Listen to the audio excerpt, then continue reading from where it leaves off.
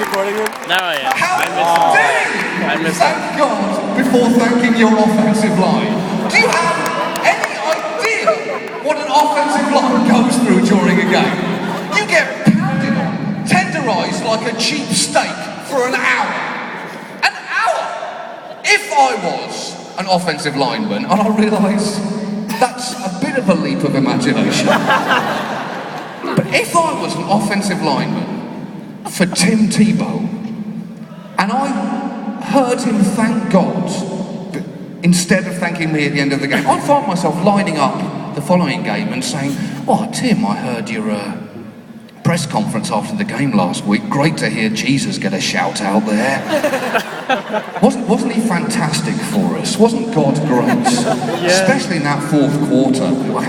I really thought we were in trouble, but boy did God come through for us at the end there. You just had so long in the pocket. God really did incredibly well to give you that kind of time. Let's see how Jesus blocks for you this time, it seems Jesus didn't read that blitz quite as well as I did. Let's try again, shall we, shithead? Oh, awesome!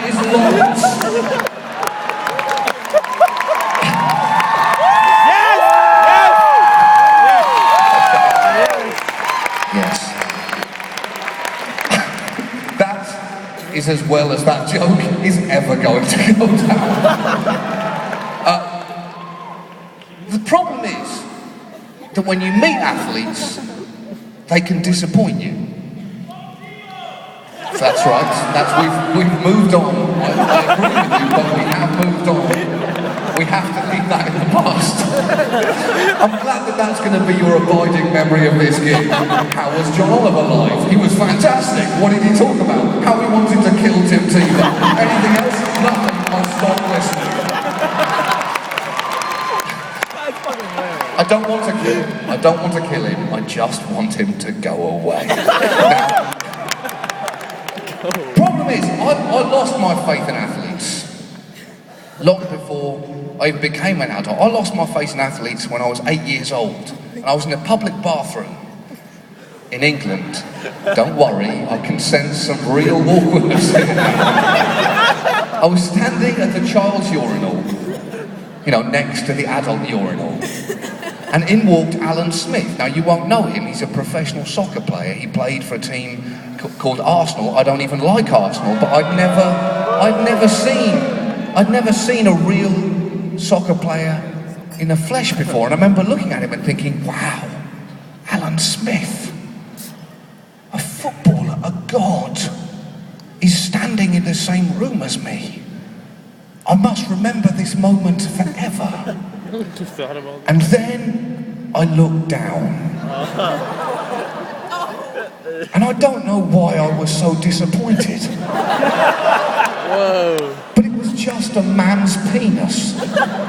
It was meat and skin, just a normal man's penis. It looked just like my dad's penis, and my dad had never scored as many goals as Alan Smith had professionally. It looked just like my dad's penis, and I knew in that moment that my faith in athletes was gone forever.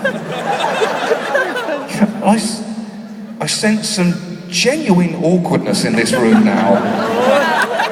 As if collectively you bonded together to say, hold on a second, John. Yes. Back up a couple of sentences there. Why is it, John, that you've seen your dad's penis? Come on. Exactly. Am I the only person that's I was just wondering. Am I the only Let me simply say showering, this. Everyone has seen their dad's penis. Everyone. Yes, you have. Fuck you, FSU. Don't do this to me. You do not want me to find out this way. Not here. I don't remember what You have exactly. seen I your remember dad's being penis. big. Yes, you have. Raise your hands. And I realise doing this on homecoming night is incredibly tense at best, but raise your hand if you've seen your dad's penis. You are lying to me! I've seen it. You have seen it! How am I, as a British person, the least repressed man in this room? You've seen it! It's not a bad thing! Maybe he got out of his shower unexpectedly, or exited the ocean too quickly. I don't know.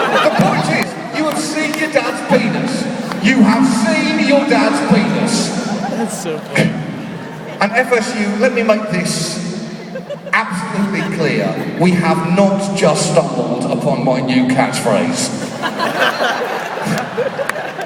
No, we have not just together found my Larry the Cable Guy's get her done. I do not want to come back here to homecoming in a few years and see a sea of you just wearing t-shirts with "You've seen your dad's penis" from the crossing. No.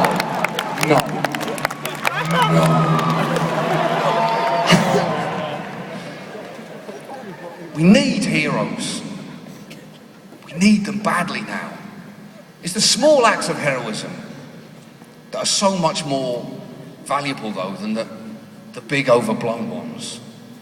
For instance, I was on a flight back from LA to New York a few months ago, and there was a big storm in the middle of the country, and it seemed we were going to be delayed taking off. And everyone on the plane was disproportionately upset by that news, having lost all sense of perspective. And then the pilot came over the loudspeaker and he said these exact words. He said, "Don't worry, I'm going to get us to New York on time, because when I get this plane into the air, I'm going to fly it like I stole it."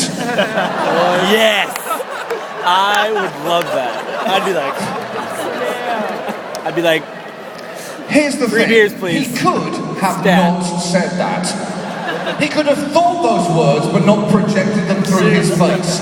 But he knew how happy he could make a metal cylinder full of strangers, and he said it. Yeah. And that for me defines heroism. It got me through the next week. And it reminded me of, I was on the receiving end of one of the most heroic acts of friendship I've ever encountered. When I first came here, I didn't know anyone in this whole country, and my best friend Dan, before I left, he could see I was upset as I was going to the airport. He said, "Well, I've bought you a present. I've bought you a teddy bear. Don't squeeze his tummy until you get to your new apartment in New York." So I flew to a strange city in a strange land, and I won't lie to you, I felt very lost and rootless and alone. And I unpacked my things in this unfamiliar apartment, and I had a lump in my throat, and I looked at the bottom of the suitcase, and there was the teddy bear. And I picked him up, and I gazed into his button eyes, and I squeezed him. I did. I'm not ashamed to say that. This evening I squeezed him in the tummy. And these are the exact words that bear said to me. He said, "You will die on your own in a dark, cold room."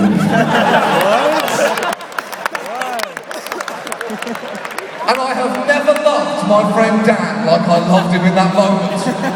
Mainly because I know how those bears are made.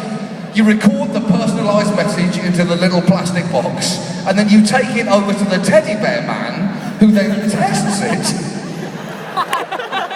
to check it's working before sewing it into the bear's stomach. So I knew there had to be that moment between my friend Dan and the teddy bear man, as he pressed the button, listened to the message, and then just stared at it.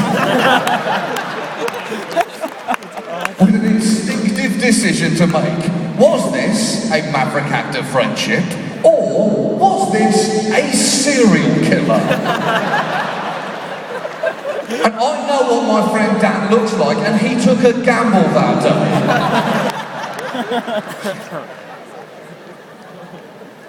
But truly, the most worthwhile, valuable heroes that I've known in the last few years has been you, the American people. You're all heroes to me. Yes.